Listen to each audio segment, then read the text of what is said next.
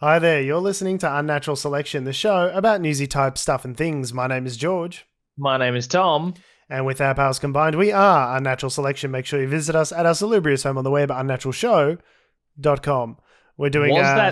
Oh, sorry. No, go ahead. Please. Fuck, we're 30 seconds in and we balls this. Not even. I say me. Go ahead. Was that audio lag thanks to the magic of the internet, or were you waiting for Adam to speak and then he didn't? No, I feel like I clocked it pretty quickly. It's just like it's something... It's like muscle memory. Yeah. Like I naturally pause waiting for the next person. I have to remind myself. I'm like, no, you got to talk over that. This is how well we've planned the show, obviously, as experts, total experts, 10,000 hours. Obviously, Malcolm Gladwell, 10 years on the mic. Obviously, we know exactly what we're doing at all times. We've never made a mistake. Of course.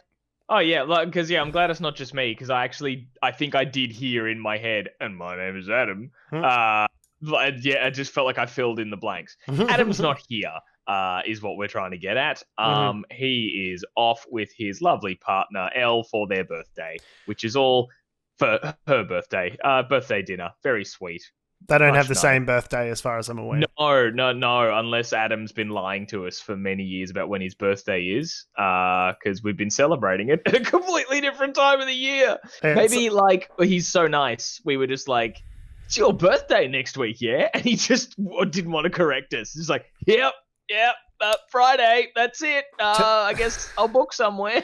Turns out his name's Andrew. He's just never had the courage to correct us after all this time. So shit. I've been calling him Crandall. Oh, no. That's definitely wrong. So Adam is, as you mentioned, is not with us. He was with us, though, on Friday afternoon, when I got married to my wife. I was going to ask if you had your one Borat. Alice always tells me, she's like, all right, when you're married, you get one Borat. I kind of feel like it's hard to say the words "my wife" in earnest without reverting to the accent. Yeah, or at least just maybe having a bit of a giggle. Just trying to be like, she's my wife. My wife. It's one of those things where it's like, not that I considered her to be my girlfriend up until this point. It's just like we're just casually dating 7 years on. But I don't know. There's something. It's like looking over and I'm like, you're my wife. You're stuck with me now. Yeah. Well, I guess, I think we talked about this last week. It's like the thing of now there's paperwork involved. Mm-hmm. Yeah, the government's involved. The government's involved. Now it's just like, if you want to leave me, it's harder to do now. We need to sign forms if you want to leave. Yeah. Sign forms. There's money involved. Mm-hmm. Industry. There's a whole industry based around whether or not you guys will break up. Not that much money, don't worry. I think the courts would find our cases pretty easy to deal with, I think, at this stage. Yeah, that's fair. Probably, you got married on a Friday. The paperwork's probably not filed till tomorrow. You got how many business days until you're actually married? Get in there and have it annulled. Yeah. Yeah. I mean, it's a last chance, is what I'm saying. She's quickly running out of options. The sanctity of marriage. So how do you feel? Honestly, so much of it is exactly the same. Like we still, we own a unit together and we live there together, and so our living arrangements haven't changed. Our finances have been completely merged for some time, so there's no change there. I do have a gold bang around my band. Gold bang? Is that what they're calling it now? The gold bang at the wedding. Is that the wedding night? Hello. Is that what they call that? The gold bang? Thomas, you're above that. Stop that. So I've got a gold band on my left finger now, which is fun, getting used to that. I've never been much of a jewelry guy. You have two rings on one of your hands at all times. I have. Okay, so I've got one ring, which is the Oura ring. Okay. But that's a fitness tracker. That's not a ring. Wow, it's weird to wear a wedding band. I'm not that much of a ring guy. No, I said jewelry guy.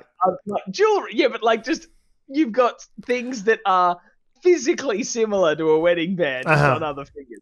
It'd be weird for me to start wearing rings because I don't wear rings at all. Yeah. So yeah. Normally, I'm just a watch and the Uru ring sort of. And I've also got my little Lord of the Rings ring, which You've got the one ring which you often wear on a thumb, I think. On my pinky. Yeah. Oh, pinky. I always thought it was like a. No, it's real tiny because I got it. It was I think it was for a ring finger initially when I got it when I was a child. And now I'm a larger child, so it only fits around my pinky. Nerd. Yeah, that's fair enough. But no, it was very beautiful on Friday. We have been singing its praises to everyone who asked, "How was the wedding?" Yeah, and it was for a lot of people, it was the first time that they'd sort of had any kind of public event type thing since COVID began, and obviously the largest public event I'd been at. Yeah. Well, 30 people in a place. Yeah. So that was fun and exciting, and we did it all outside, and we tried to be as sort of COVID safe as possible. Lots of hand sand everywhere. The idea was very cool. Yeah. So you could label your wine glass with a tag of yourself, so as then you knew when you put it down that it's yours, so you don't pick up someone else's for that kind of hygiene safety. Of course, I pilfered one of your name tags and also put that on my glass for the lols, because I'm very funny. That's funny. It's a good gag. Yeah, no, it was really nice. It was really weird when we were doing the this is great for people who don't know us, I guess. But when we were taking photos, would want to know if I got married. If they're listening to the show, they're chip committed. So I got married. Deal with it. We're talking about it. Yeah, it was just really strange with the when we were getting because I was part of the bridal party, when we were doing the photos all together, and the photographer was always get around each other, squish in, and I'm I don't know the bridesmaids all that well. I've met them a few times, and that's sort of it. But it's wow, I haven't been this close to strangers in so effective strangers in so long, right? All squished together. It was oh wow, social distancing. Yeah, that was just a weird experience. It is one of those things where it's obviously, I think the reason that they were so hard on the numbers in regards to weddings specifically is because I think they're aware that sort of stuff happens at weddings. The reason that up until a week or two ago it was 15 people max that you could have is because I think they know that you're doing photos and, people are probably going to be hugging and kissing. There's really no way around a lot of that sort of stuff at a wedding. And we did it outside, and we did, as I said, hand sand everywhere and that sort of stuff. But obviously we've got everyone's details for contact tracing purposes if need be. But there's only so much you can do. I feel at a wedding, people are just getting a bit loose, and you can tell everyone what to do, but it's what a whether they friend do of it. Ours who works in the wedding industry was saying was when all these restrictions were coming out, this is how you try and control the drunk relatives at a wedding. It's no, social distance, please. Don't be getting all up in each other's grills when it's all celebratory and all that sort of stuff. So yeah, that's fair enough. But yeah, it was great. I loved it, and the early photos I have seen were very gorgeous. So I look forward to seeing more of them. We look so fucking hot in those photos. I was who are these sexy people? You look like you loved getting petals thrown at you, though. You in that photo, you're just oh, God. Just getting pelted. I regret everything. Pelted in the face with rose petals. Yeah, wasn't it? Yeah, wasn't. That part I didn't It's not my idea of a good time. Getting pelted in the face with rose petals. It's not what I expected. Cooked rice. No, cooked or uncooked. Either way is no good. Probably not that pleasant. So I got married and now I'm married. So that is now a piece of information that you know about me, and you can you the listener can take forward in your understanding. Remember, when I say dumb shit in the future, I just go, that guy's married. Someone married that guy. You can add that piece of info to your George wall if you collecting your just bits of info that you're connecting with the string. Mm-hmm. Yeah, in a classic sort of bird law situation. Yeah. Yeah. Exactly right. All right, now we say we're a comedy news podcasty things. We should probably do one of those two things. Sure. I guess. After we've just had our catch up, regular really. segment of wedding chats. Mm-hmm. Who got married this week? And it's the first episode in 492 episodes that we've actually had something to put in it. So yeah, I was going to say that it's been you. Uh-huh. So and we'll have at least one more. I reckon maybe 2 more before one of us dies and we're forced to not do the show anymore. I mean, hopefully, if and when I get married, I would like you and Adam to be there. So I'd like for both of you to be very much alive and for me to be alive, because otherwise they're marrying a corpse. You want me to be your maid of honor? I'm touched. I would absolutely be your maid of honor. My maid of honor? Uh-huh. Oh, I think my brother might have you beat. Maid of honor. That's fine. You can have what's the lead groomsman called? Best man? You have your best man? You can have your maid of honor. I'll be your maid of honor. I don't give a fuck. That's true. All right, I'll put you on the short list. Thank you. That's all I wanted. That's really it was just leading up to this conversation. That's the whole reason I brought any of this up. The lighting in this room is cooked. My monitor opening this article has turned me into a ghost. You're well lit. It's like you got a ring light. Yeah. It's a bright monitor. So I guess maybe big story of the week we can just sort of get out of the way. The Pfizer COVID-19 vaccine has been administered to people outside of trials in the UK. So, it's exciting. The very first patient was a woman named Margaret Keenan. She was in her 90s. She was administered the vaccine. It's very funny to sort of watch it happen because it's kind of like she's there, she's in this like dorky Merry Christmas t-shirt. She gets the injection in the arm and then she goes, "Is that it?" And they go, "Yeah, that's it." And then you can just hear everyone in the press being like, "This is a historic moment." like when really it was just this old lady just gets a shot and goes, "Okay, that's it." She seems like a sweet old lady. I don't know if it's just because she's an old lady and we're giving her the benefit of the doubt. Who knows? She might have been a virulent racist back in the day. Maybe she was a Thatcher voter. Who knows? But who knows? But seems like a sweet old lady and she's just hanging out there getting the shot. Yeah. I saw an excellent tweet about the situation where it said something to the effect of like, I wonder what Bill Gates will do when now that he's in control of Margaret Keenan, 90 from Coventry, what he'll do now that he's in control, how he's going to spend his time, which I thought was pretty funny. She's been microchipped. Bro, Microsoft couldn't make the Zune happen, but somehow they're going to get in charge of every man, woman, and child's brain with future technology using a manufactured coronavirus. Okay. All of those things somehow make sense in the same universe. So it means that the vaccine's being rolled out in the UK. So I guess if that goes well, it hopefully will be rolled out further. I know the US is keen to get their hands on it, but also they passed up on the opportunity to get their hands on more of it because Trump makes no sense. Well, we'll touch on that in a sec. But yeah, so essentially it's this is the Pfizer vaccine. And this is the one that needs to be stored at really low temperatures. Yeah, it's like Arctic temperatures, right? Crazy low, below zero temperatures. So part of the challenge with rolling out this coronavirus vaccine is going to be transporting it. Transportation. Not so much the like supply chain of getting it to like a location, but it's the sort of what they call sort of like last mile delivery or last kilometer delivery, where it's like we can get it to all these like centralized hubs. Like you can get it to Melbourne pretty easy with a chain of cold storage. Yeah. You can get it, but like getting it to like rural fucking nowhere and getting someone from their house to be able to go and get it. And because essentially it comes in these big batches and you sort of thaw the batches out and there's like everyone needs to get 2 of these shots for it to be fully effective.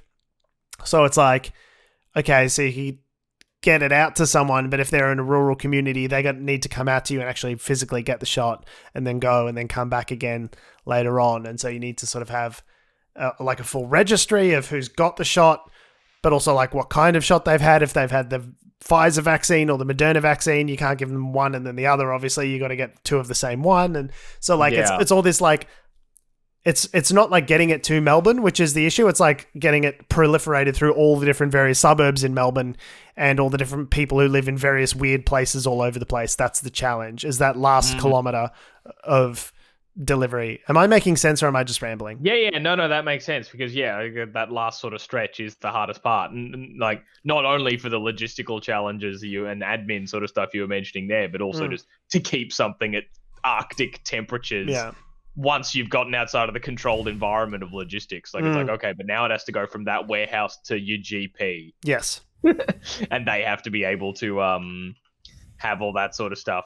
Now, the other the fun part of this story is that whilst Margaret was the first person to get the vaccine administered in the UK, the second person was none other than William Shakespeare. Yep. Which honestly feels like Boris Johnson's just playing funny buggers at this point. Yeah, sure, like, that's a real thing, by the way. A real guy, really named William Shakespeare. Yeah. That entire sentence, there was no falsehood. William Shakespeare was the second person to get the shot. It's just not the William Shakespeare you're thinking of. So that's just a little bit funny. William's parents must hate him.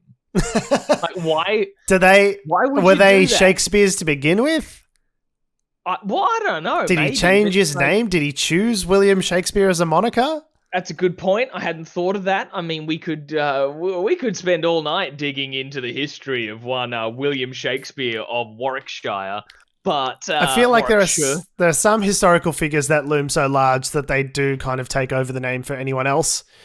Yeah. So, for example, Genghis. You don't see many Genghises walking around anymore. Yeah. You don't see many Adolfs walking around. No, and that's not even like the famous moniker from like the person's name, really, as well. No, that's just like, his first name.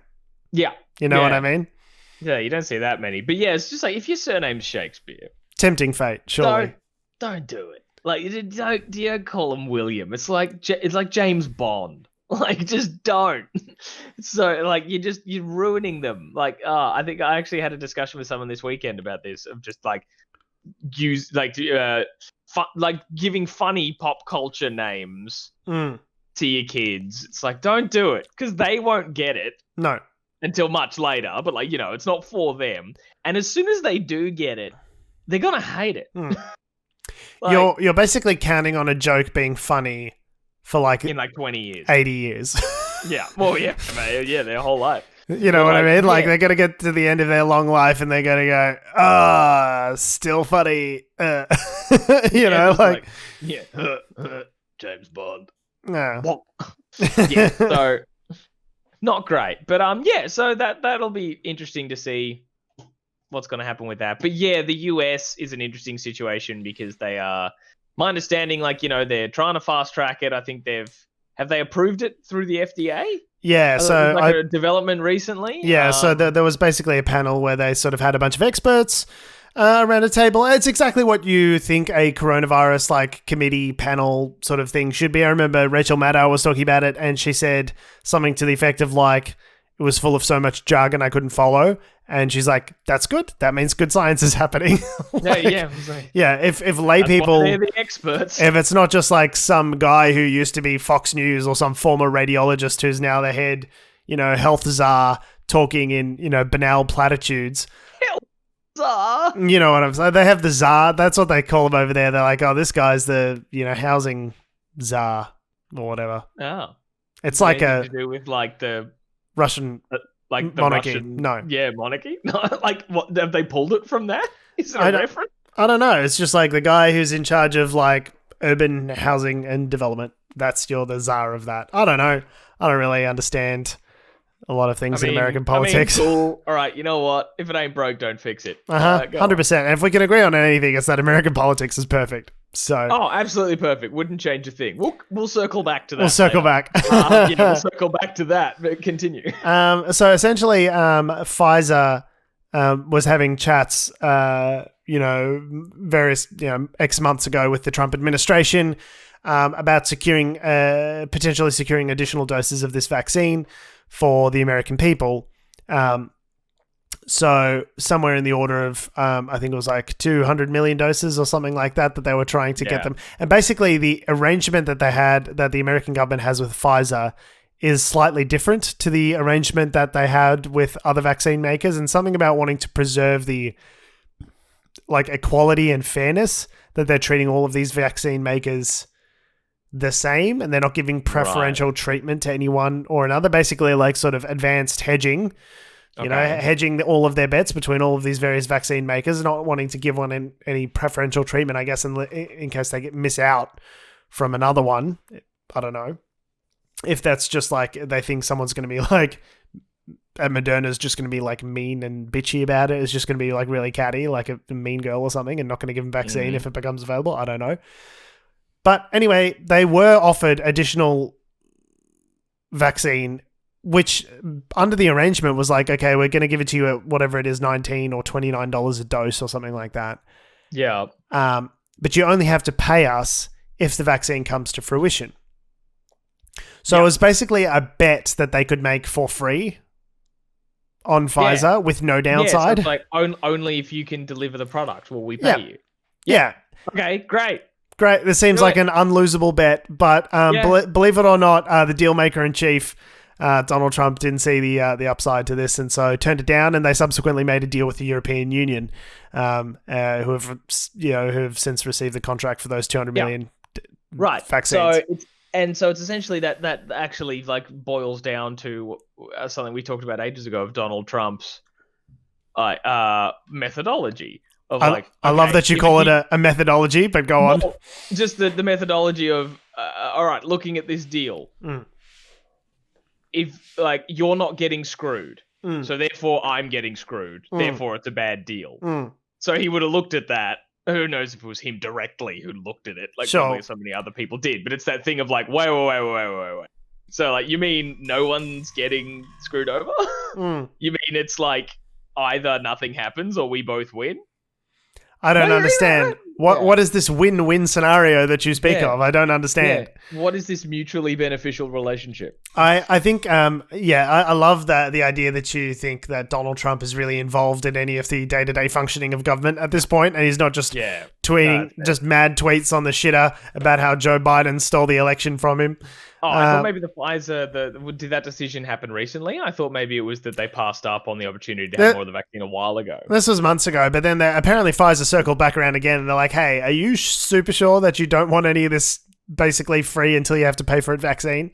Yeah. And they said, no, we're still fucking idiots, so that's okay. We won't have any of that free until it comes. But then obviously all of these reports about the efficaciousness of Pfizer's vaccine sort of came about and saying it's 95% effective and all this sort of stuff. And, that started to change the conversation about it quite a bit. And obviously now there's a lot of competition for this vaccine because it's highly effective. Now there are other vaccines in America that are coming online. It may be later, like several months later, before they can secure a similar amount of doses that they would otherwise need. Or it might be that they use one of these vaccines that are less effective.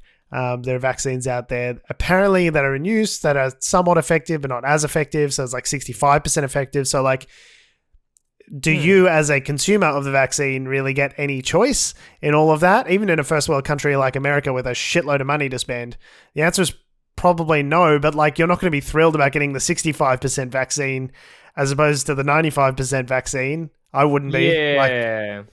No, I'd rather get the one that works.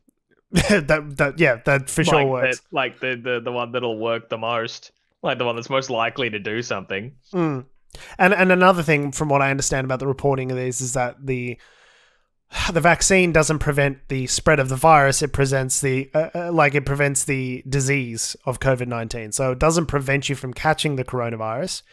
It prevents you from getting the disease, which is COVID-19, which could be harmful.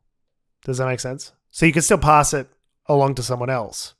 Oh, right. So it's a thing of that, like, you might not catch a cold, but you will have something on your hand that you could touch something and it gives someone else the cold. Correct. Like, so you are still contracting the virus. Yeah. And you are still infectious to other people, but you don't suffer the symptoms of the disease that eventuates normally out of that virus. Gotcha. So it's kind of like HIV versus AIDS. HIV is the virus. AIDS is the condition that once you've had HIV, it becomes full-blown AIDS. So I just had to fit full-blown AIDS in there as a phrase. As popularized by popular culture and not myself.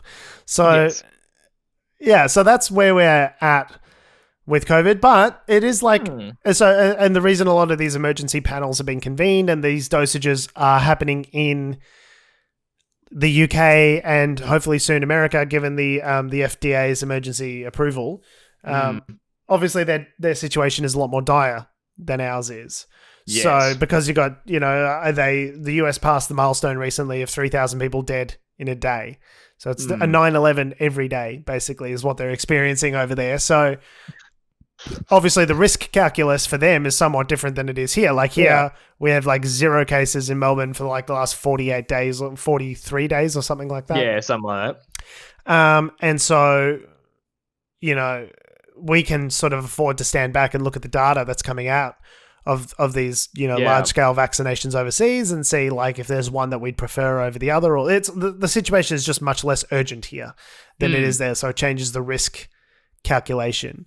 But like, by all accounts, by sort of 2021, we should be getting, sort of first half of 2021 should see most people in most developed countries being vaccinated, which is like, I don't know, it's amazing, like to see like it's actually potentially the beginning of the end of this epidemic. And I'm just really excited about that prospect. I'm excited for COVID-19 to be something we never have to think or talk about ever again. It's such a weird thing that it's like, we first started talking about this in like January as a concept. It's been nearly like a full calendar year that we've been talking about this. It started, obviously the first reports are in Wuhan around sort of, November, December of 2019. Like December 31 is when like China admitted that something was going on. That something was up. And I remember sort of, seeing news stories in Jan, Feb.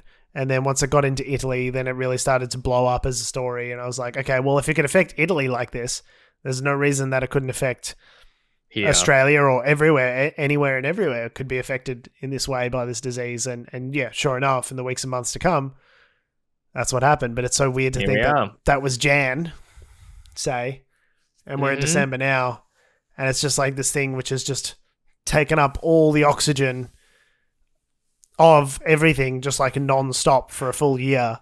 Like I can't think of any other event like that in history, or that I've lived through in history, where it's been like the only, like everything is somehow coronavirus related.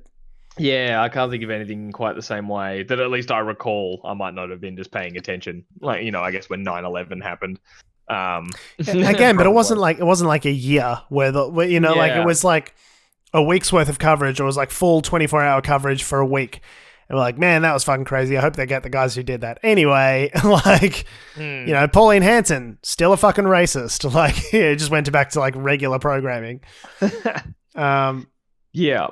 Although on the 9/11 thing, it bugs me. I saw when that milestone was hit, the 3,000 deaths in a day in the States, when I saw people reporting it as like COVID-19 is now deadlier than 9/11. I was like, it's been deadlier than 9/11 for a long time. Yeah. It's just not all in one day. Yeah, deadlier on a per day basis than 9/11. That's the threshold that we just crossed. That's the threshold. But when everyone's like, it's deadlier than 9/11, it claimed like more than 9/11 did in a single day. I'm like, yeah. But how many thousands, like, hundreds of thousands have died in leading up to that? Yeah, like, it's just you every wouldn't day. Say, it's not us saying like, like on one particular day in World War II was like, World War II is deadlier than 9/11. Like, yeah, World War II was deadlier than 9/11, you idiot. Yeah, because World War II went on for several years. That's the whole point. Time, and a lot of people died. The one event killed a lot of people. Yeah.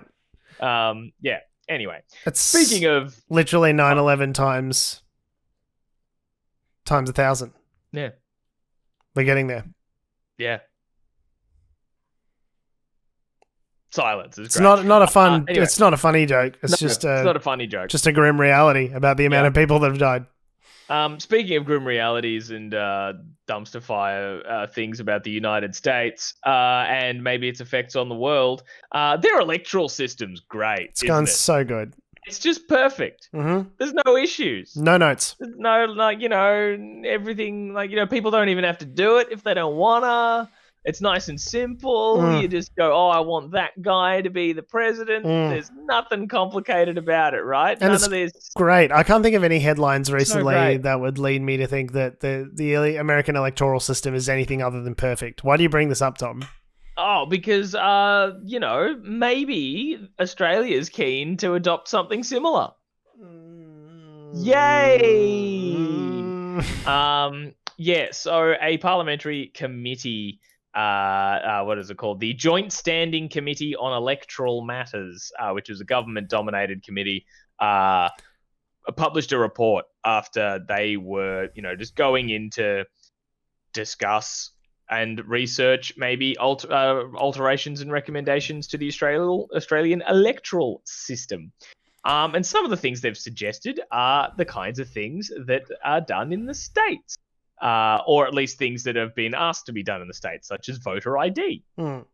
So utilizing things such as a driver's license or a Medicare card, so the cards that are issued out by the government for your Medicare benefits and rights. Also, things like changing from our compulsory preferential voting to it being optional preferential voting. I don't think they're referring to making voting non-compulsory, but I think that the preferential aspect being optional. And also just reducing pre-polling. So as in being able to attend the polls early? Yes. So pre-polling to be reduced to from 3 weeks in advance to 2 weeks. And then I think if you go even further into the details of that, it's like if you want to vote early... you got to give a reason. You got to give a reason for why you can't vote on the day rather than just the convenience being there to allow you to vote early. Who was requesting these changes? This change? Who was like, I would like you to make it harder for me to vote early, please. Yeah, right. I don't know. I hate all of these, like who was requesting this? In all of the, whenever you look at a piece of media over in the US about, how to fix our voting system, it's like, have mandatory voting, increase early voting, make sure that, you have a preferential voting system so people don't have to choose between one party or the other and it's less binary and less polarized. Have preferential voting instead, and then that way you can vote your heart but still, make sure that the right party gets in power that's more moderate but on your side. All of the things that are good about our system are the things that they're trying to modify and take away. And I think it's notable. I think it's notable that the parliamentary committee is dominated by people that have been selected for by the existing government. So, clearly these are changes then. If you stack all of your people into a committee and the committee turns around and tells you exactly what you want to hear, that's not... It sounds like it's what you want to do. It sounds like that's what you're wanting to do. Exactly right. Yeah, it's like if you're whispering... No, I'm not gonna make that joke. You can't take the information. If you're feeding the information to yourself, you can't think that information is then valid. And also, who was asking what's the problem that they're trying to solve? Is it that too many people are voting too well? What exactly? Why is it a problem to have people voting the more, presumably in a democracy, the more access people have to the democratic system and voting, the better, one would think. I'm not an expert.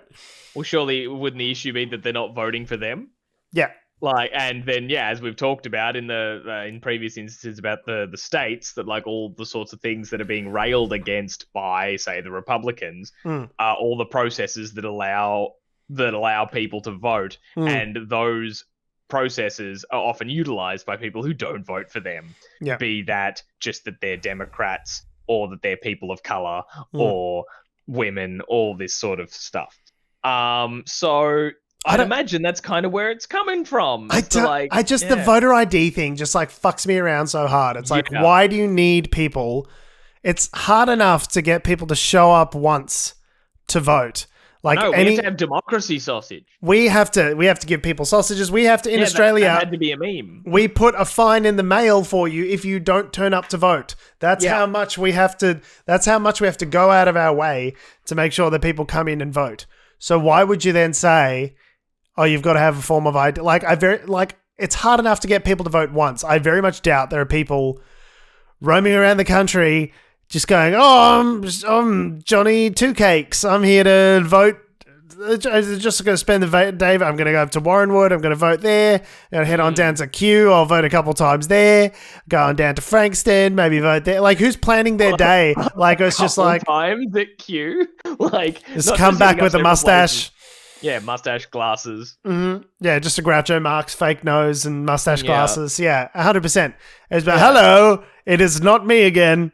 Like, who are these people that are trying to vote a shitload that we need to put? Like, what is the problem that we're solving here? It's like, why are you trying to dissuade anyone from voting? Like, voter fraud here in Australia, as in the United States, is very much not a thing. It's hard enough to get people to do things once. Not a thing. And to implement systems such as like compulsory voter ID on the premise of trying to prevent fraud, the fraud that is not happening. That doesn't exist. All it does is harm like disenfranchised people. Yeah. Like it harms like the homeless. Yeah. Like the homeless still have a right to vote. And it's like, here in Australia, the indigenous communities and stuff as well, like might not have all that sort of documentation or like, those government issued cards or access to a fixed address necessarily. In order to get one. So all that sort of stuff. So it really feels like a slimy way to try and just make it harder for the people who hate them to vote. One thing that I am sort of comforted by in this report is that it says that the report says a referendum should be considered to break the constitutional nexus between the numbers in the Senate and the House of Representatives. So basically, what that's talking about is one of the proposed measures was increasing, because the population has increased, you might want to have additional seats to reflect the additional numbers of people to sort of have a consistent amount per member of parliament. But, in order to do that, they would need to actually have a referendum in order to make sure that happens. And I can't see everyone just like getting around that. I'm sure most Australians would just not care about something like that. They're like, no, we're just going to keep it the way it is instead of fuck around with it for unclear reasons. Thank you very much. Like if the bar to entry for anything is like, we've got to get a referendum to say it's going to happen, then like 9 times out of 10, you can make sure that that's not going to happen, right? Like it's unlikely to happen if that's the case. So Malcolm Turnbull. So that's pretty fucked, and I don't like that that they're even trying to do that. Like, no, don't make us more like the States.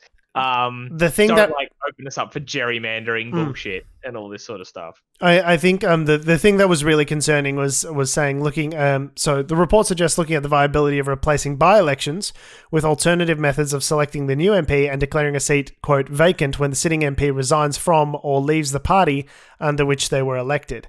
That I have a real problem with, because it's like, if you're a member of a party and you no longer agree with the party, but you were voted for by the people in your state to represent, or your district, your electorate to represent them, I think it's more than reasonable for you to say, I'm not going to be a part of this party anymore, but I'm still going to represent these people as an independent. Like, it does not seem like a good use of power for the Prime Minister to say, like, hey, fucko, you don't agree with me anymore, you're out. Like, I've kicked you out of the party, and therefore I decide who gets to go in your seat, and the voters don't get it. So a by-election is like, someone resigns or something happens in the middle of their term, they have an election in the meantime to put someone else in that seat. And that could be someone of the same party, could be someone of the other party, could be an independent, could be whomever. Like, it seems only right that if someone doesn't get, the person you elected to be in that seat doesn't get to be there anymore, the people should choose who that person gets to be in the meantime. Yeah, who gets to be replaced. That seems fair. That seems like how a democracy would work. I mean, there is the similar sort of thing, like on the flip side of if a person like resigns from a party but isn't resigning as a politician, like to still represent the area. Like I've spoken to people who have been sort of mad about that sort of thing, being like, well, what if they voted for you on the premise that you did follow the values of this party that I liked? So I guess you can't make everybody happy. But you're voting for your local member, and so more you should be changing those people should be changing what they're voting for, like change what they're basing their vote on. Sorry, I feel like though if you've understand your local members' positions on things and their principles and their ethics, then that's who you voted for. That's the person you voted for. You didn't necessarily vote for a party as much as you, like, the party line on a thing, I think, is less relevant in that instance than But I guess I voted for this person who I understand, I know what their interests are and what they think and what they feel about certain issues, and I've elected them. And because most of those things align with this party, then that party ends up being in power it was when when Cory Bernardi left the Liberal Party and stayed in his seat there, where people were like, wait, you've left the Liberal Party to be an even more right-wing person? Like, we're Liberal voters, but we're not your voters. Like that sort of thing. You get situations like that. But again... But then you don't vote for them the next time around. You know what I mean? Like, that's democracy. Yeah. That's what it is. Yeah, exactly. So it's sort of a thing of like... Yeah, I can see it in the sense of like, I can see when it would benefit me. I love this idea. But when it doesn't benefit me, no, I don't like this idea. Oh, that's just how things work. That's fairness. I do wonder to the extent that, like, okay, well, what do you think about this? What if someone's views evolved and changed over time? Like, what if, for example, like, what if you had someone who ran on an anti-gay marriage ticket and then, like, halfway through their term were persuaded by reasonable arguments on the matter and said, well, even if it's not, like, I don't think it's morally right because of my religious views, I don't think the government should be involved, and therefore I'd vote in favor of marriage equality. What do you think about that? Oh, no, I think, and that's exactly, like, that's a good politician. That's great. That's exactly what you want. That's great. So me as an individual, I'd be very happy about that. But I'd imagine there'd be a lot of people who wouldn't be happy about that. But that's also a thing of, that's how government works. I always remember the line in Hamilton of the we want our leaders to save the day, but we don't get a say in what they trade away kind of thing. It's like, that's kind of what government is. Like, we elect people to be acting in our best interest, but that also means that they can make those decisions when we don't always have we as the people don't have full control over what those discussions are. And often we hear about those sorts of things in the huge negative that we're hearing, like, you did what? Kind of thing for our national security or et cetera. But it's like the how many photos on my phone? All of them? I'll be right back. Please excuse me. Yes. So it's one of those sorts of situations of like, we elect people to represent us, but those people aren't just mouthpieces of us, the constituents' views. So that's a perfectly fine thing to have. But as we saw in that sort of example that you just mentioned, like when the marriage equality plebiscite and all that kind of crap happened, that like there were people who were very angry at the people they elected voting in favor when they themselves might not be in favor, but to be following the populist result of that plebiscite, all that sort of stuff. So people are people and people are garbage. It always comes back to that, doesn't it? Always comes back to that. It's succinct and apt. But anyway, so I guess it sort of brings up a broader, almost like sort of philosophical question of what you think democracy is. Is democracy just straight reflecting the will of your voters, or can we acknowledge, are you voting for a snapshot in time of a person, and this is what they believe and what they think now? Do we allow growth, or do we accept that people are sort of movable feasts to some degree, and that they can grow and change and hopefully learn and get better, and you're voting for you're voting for someone's principles, understanding that they'll be fluid. In politics, that's not rewarded. Right, they call you flip-flopper. No. If you say 10 years from now something, I learned and grew. Actually, I read a couple of really great books about, what it's like to be a queer person, and, listen to a lot of Dan Savage podcasts, and all of a sudden, I've come around to the idea, I'm persuaded. Like, everyone would be like, fuck you piece of shit! There'd be a lot of people that wouldn't be very happy with that person, as you mentioned. So, I don't know. It's sort of maybe like a broader philosophical question. Like, what do we expect out of politicians? Do we expect them to stay exactly the same? Do we expect them to learn and grow? How does that fit into what we're voting for? How does that change over time?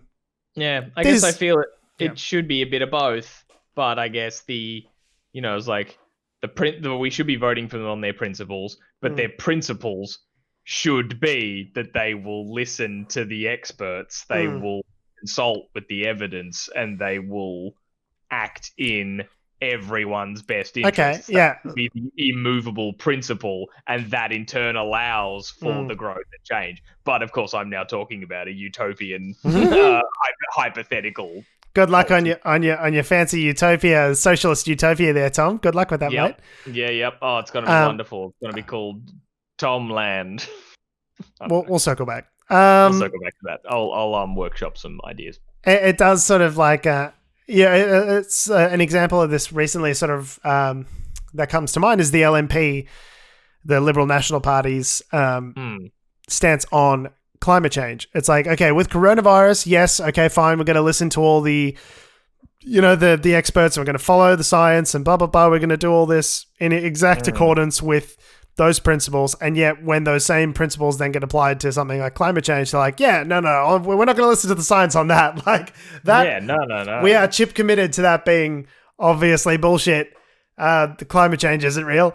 But like on the coronavirus, no. We all need to be sensible and follow the science and the advice. Like, I don't know how they can sort of exactly reconcile those two principles and how that can sort of carry forward. Because they're completely separate issues, George, and that's just how they do it. I'd argue that they're kind of also not completely separate issues in certain ways, but maybe just facts are facts. We should listen to experts.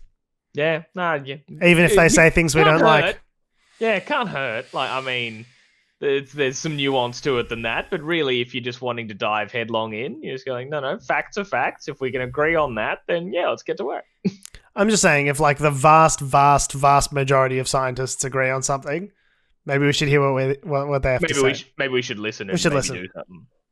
Yeah. Crazy George. That's why I'll never be elected as a LNP politician. Yeah. You've already shot yourself in both feet.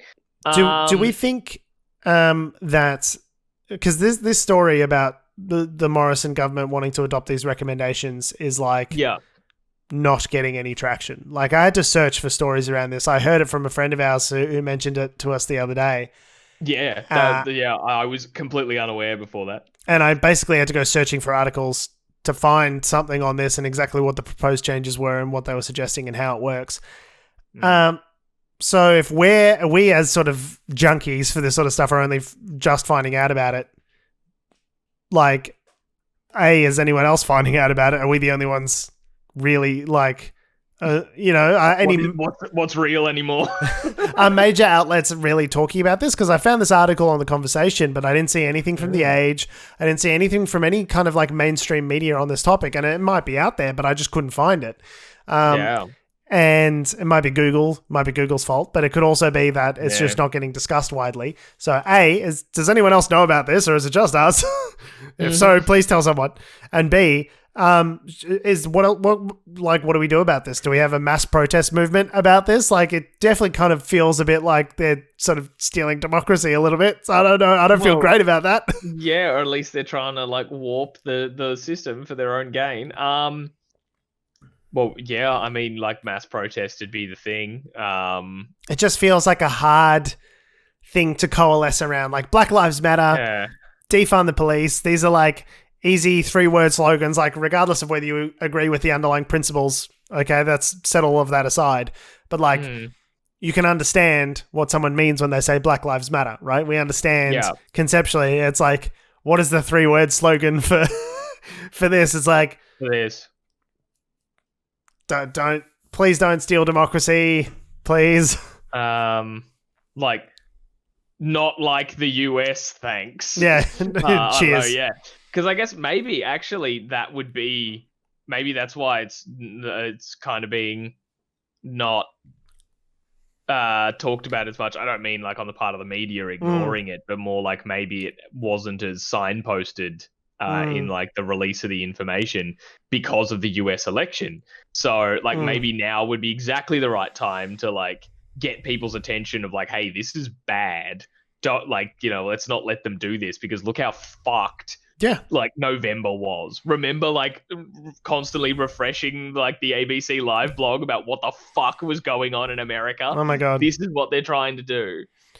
Yeah, I think it's not like, it's a pretty easy bow to draw to be like, hey, look at all these things that are fucked up about the American system.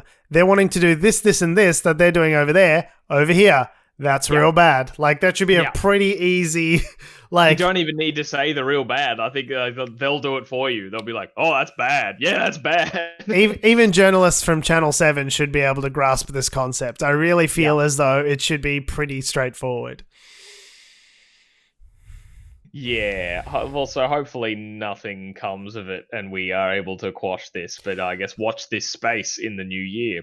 I reckon it'll be like so many things with the Morrison government. It was just like everyone's attention is elsewhere, and they'll just quietly pass a bunch of stuff through, and then things will be different for a generation, and then we'll only wake up to the fact, 10, 15 years later, like arts degrees at unis are still going to be twice as expensive as they were before, and that's just something we've all forgotten about. We've all moved past it, but it's now like a generational change that's going to keep getting like incrementally worse over time, and that's just a thing that our kids will wake up one day and go, wait, how did it get like this? We're like, oh, something, coronavirus, jobs and growth, tax cut, and then something, degrees, I don't know, I wasn't paying attention. There was a pandemic and, I don't know, your mother and I started having a lot of children. I really forget how we got to here at this point. I don't know. Yeah. So, I worry that it is going to be one of those things that just like, as with so many things in the Morrison government, just gets like slipped under the rug, and then the news cycle moves on and we've just forgotten about it, and it's just like a permanent change for the worse for our country. Like, cool. Now, I guess also speaking of, while we're just still on the subject of the Liberal Party in Australia here, but the state version, there's maybe a bit of turmoil going on in the state Liberal National Party here in Victoria. Schadenfreude, people taking pleasure in your pain.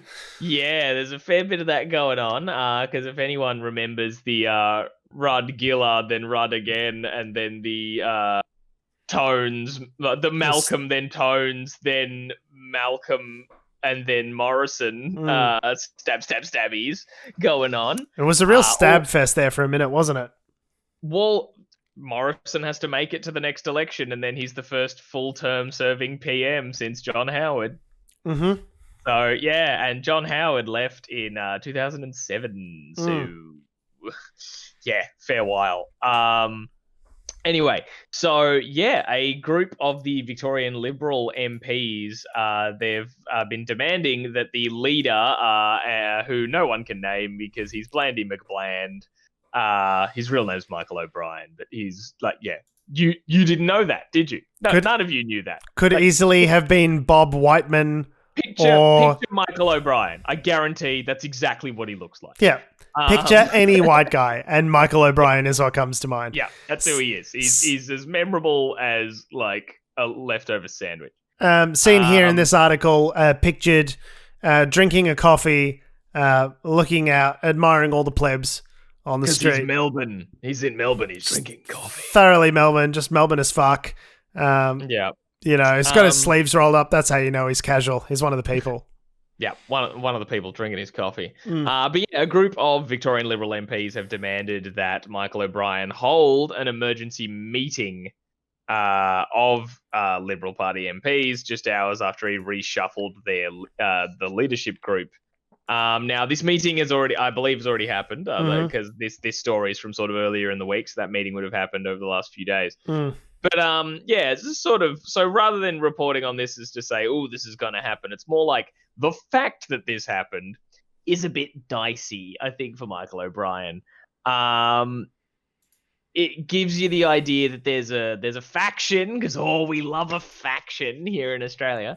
A faction of the Liberal Party in Victorian State is not happy with Mr. O'Brien, and they are certainly gunning for dethroning Dan Andrews after all the both overwhelmingly positive and also overwhelmingly negative press that he's been getting thanks to the response to COVID-19, right? Because there's a combination of all the criticism of hotel quarantine and all the shit that's been bungled and what did he know and when and all this sort of stuff. But on the flip side, becoming such a meme in a likable sense, all this I stand with Dan and all that sort of stuff, when people, I don't know, I've always felt until this pandemic thing, Dan Andrews just had zero charisma for me. I remember when he was voted in initially in like 2014, I think it was. I was a bit like, that guy?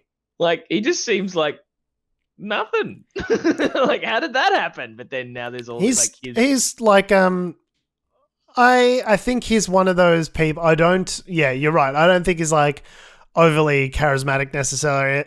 Like, I don't think when people voted in, it was like on a wave of populist enthusiasm. But like, having seen what they've done in government and how they've communicated with people and especially during coronavirus, getting up and doing daily briefings of, an hour plus for 100 days straight. Like, he's definitely gotten a lot of face time with the Victorian public.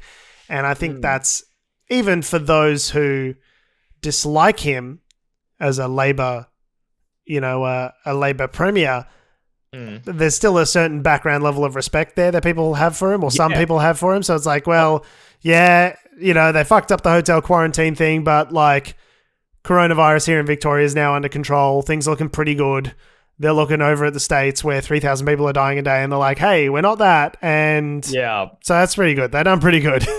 And all his like passionate speeches and all this sort of stuff. I'm just like, oh, okay, no, all right, I'm seeing it now. He's been good value. I'd vote for Dan Andrews again, despite everything that's happened. Many shortcomings, nobody's perfect, right? But certainly the approval ratings of Victorian Labor, I think it's partially because he's had so much face time and like real estate in people's minds in Victoria over the last sort of 10 months, 10 months or so, that like, just in terms of like name recognition, he's just a lot more on front of mind than Michael O'Brien, who's apparently, we learned this week, has the approval rating of the herpes simplex virus at 15%. That's his approval rating.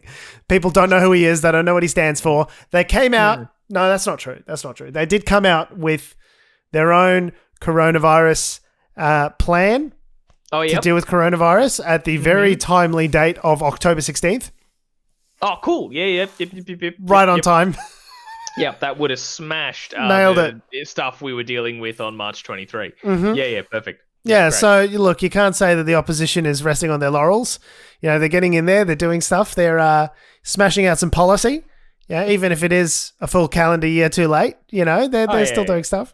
Yeah, sure, why not? So they're having this meeting. There was recently a reshuffle. They're having a cabinet meeting basically to chew them out. Turns out everyone that's in the government, in the shadow government, is also on the shadow front bench, which seems a bit needy to me. That you've got everyone, your whole side is on the front bench. So yeah. I think there was an issue with maybe whether or not this meeting could happen because there's 31 members and they could only have 30 in a gathering. And I was like, ooh. Matthew Guy has returned to the front bench. Good old the other Blandy McBland. Try to picture who he is. That's exactly what he looks like. Maybe he had lobster lunch with some mobsters. All that sort of stuff. He's come back, but yeah, it's just... Are you telling me... Things aren't looking good for old O'Brien. That this pasty, sweaty ball of charisma is going to potentially... which one am I talking about? Who knows? Exactly. Like, who are you talking about? Is this Matthew Guy's return? Or is it Michael O'Brien's demise? Yes, exactly right. Which one's which?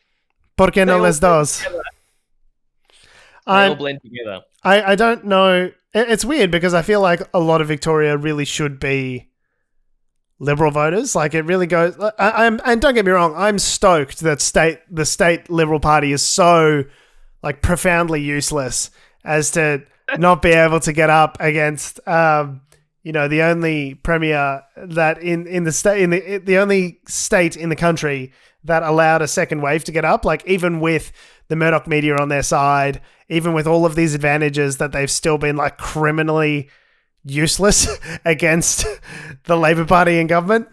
Don't get me wrong, I'm absolutely thrilled about that. But, and you won't see me making this critique often. Like, number one, I feel as though a bunch of people in Victoria should be Liberal voters just by the virtue of the fact that they're white people with lots of money. Number one. Fair. And number two is like, I don't think it's good to have in a two-party system. It's not good to have the other party be so criminally useless. Like, you do need to have the other party to keep the party that's in power in check. Like, that's part of democracy. Keep the bastards honest. Keep the bastards honest. Exactly right. So, as much as I do enjoy drinking the tears of the LNP being terrible, I am aware that we do technically need a two-party system to avoid sliding into autocracy. But I'm happy for our side to get a couple more election cycles under the belt before we hand the keys back. You know, like I'm not too upset about it, I guess is what I'm saying. Yeah. Well, it'll be interesting to see, given all the criticism that has been thrown around for knifing the leaders when they feel like, oh no, we're not doing great. If we see it happen at a state level with the Liberal Party, some delicious Schadenfreude. When do they get time to do stuff? Well, if they're always knifing each other for control of the party, whether it be at a state or federal level. Like, when I start a new job, sometimes it takes me a good 2-3 months to get like really good at what I'm doing, like settle into the role, understand who the people to talk to about various things are, where the Slack channels are, what's going on, how do I put memes into this group chat. There's a lot of things that need to be learned before you can really start to excel in the position. If you're switching ministerial portfolio, I very much doubt that the Minister for Gaming could just like easily step in as like Minister for Defense and just like keep playing musical chairs every 3 months and like do any effective job whatsoever of actually governing that fucking portfolio if they're just playing musical chairs all the time. Like, when do they actually have time to govern? Well, I guess that's where they're mainly like their department is doing it, right? Like the people. So what do we need the ministers for? Yeah, I don't know, to sign the checks. I don't know. It doesn't seem great. It's that's something that the show Yes Minister was really good at talking about. That, like, you know, sort of you'd have this the staff, right? The people in the department that would actually run everything, and then you just have the minister as the big dumb sort of figurehead that would sort of sign off on things and didn't know jack shit about what was actually going on. Yeah. I think it's not that bad of a system. I think it really prevents them from getting in there and doing too much damage. Yeah, that's fair. If you just got a bunch of government functionaries going in there doing their stuff, I think it minimizes the amount of dog shit that any one politician is allowed to achieve. That might be for the best. Ideally. Doesn't always work out that way. Delightful. So we'll see what happens with this whole... I'm sure you guys are all on the edge of your seats wanting to know what's happening with Michael O'Brien. Be still my beating heart. I hope nothing bad happens to him. Like, Christmas is coming up, but I just really need to know what happens to Michael O'Brien before the year's out. So we will keep you apprised. We're happy to do that. We understand. Oh, yes. We too are waiting with bated breath. There's...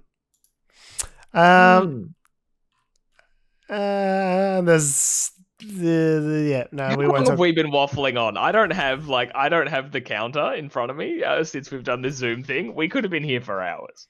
What year is it? On that note, still 2020. Still 2020? Man, it feels like it's been 2020 for like 10 years, bro. On that note, we are, and we always will be Unnatural Selection. Make sure you visit us at our salubrious home on the web, unnaturalshow.com. Make sure you follow us on all the social medias that have, do, or ever will exist at Unnatural Show. That's Facebook, Twitter, Instagram, and YouTube. Make sure you follow me on Instagram and Twitter at George Tsipos. You can follow me on Twitter at Tom D. Heath. And you can follow our friend Adam on his little escapade on Instagram at AC Doreen. I'm sure he'll be posting stories, keeping you apprised of his movements, giving you geolocation data so you can track him down and pop a hood over his head and haul him in the back of your car, in the boot of your car, all the way back to Melbourne, where you can dispose of his body in tiny little pieces. Jesus Christ. We've got some really rabid fans, Tom. I don't know if I told you about this before the show, but... give them ideas. No, don't. Obviously, don't chop him up into tiny bits, but the rest of it, that's fine. The rest of it is fine. Dig up, stupid. Dig up. Thanks for listening, guys. Love your faces. Appreciate you listening. We'll see you next week. We're doing it. We're gonna 2020, man. 2 more weeks.